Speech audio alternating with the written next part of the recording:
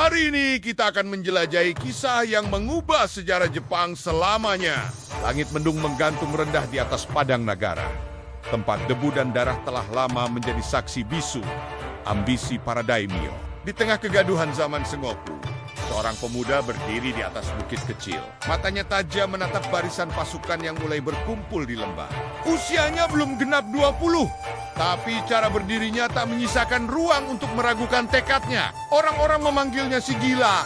Dari Owari, ia terkenal karena pakaiannya yang nyeleneh dan perilaku tak sopan dalam upacara. Tapi hal itu semua ejekan itu.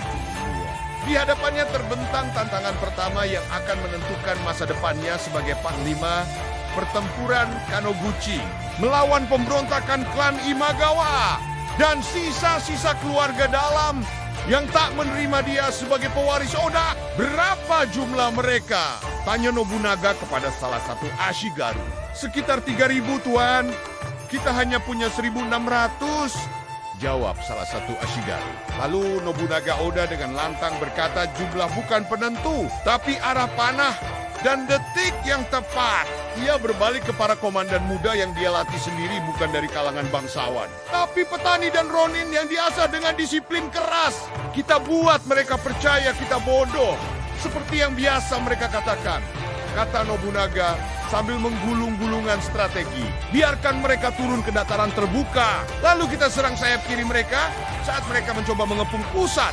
Salah satu samurai senior mengernyit berkata, tapi itu akan membuka sisi kanan kita. Lalu Nobunaga menjawab sambil tersenyum benar. Dan disitulah kita bakar ladang gandum mereka.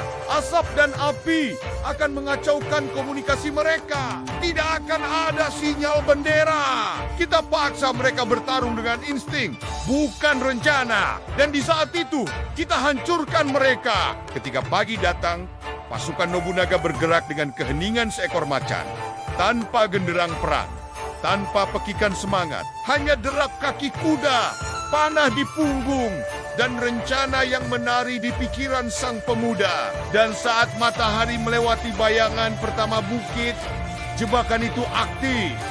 Ladang gandum terbakar, panah melesat dari belakang semak, kuda-kuda musuh panik, dan barisan Imagawa terpecah dua. Di saat mereka kacau balau, pasukan Imagawa disergap oleh pasukan sayap kanan Nobunaga yang selama ini bersembunyi di balik rawa.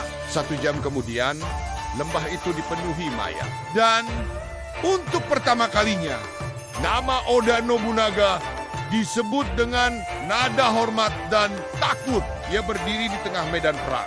Pedang masih berlumuran darah di katana miliknya. Hari ini, kita menulis ulang cara berperang di Jepang. Bukan dengan jumlah, tapi dengan akal. Inilah yang membuat sejarah begitu menarik, teman-teman. Seorang pemuda yang dijuluki gila justru mengubah cara berperang di Jepang dengan kecerdasan strategisnya. Seperti kata Nobunaga, bukan dengan jumlah, tapi dengan akal.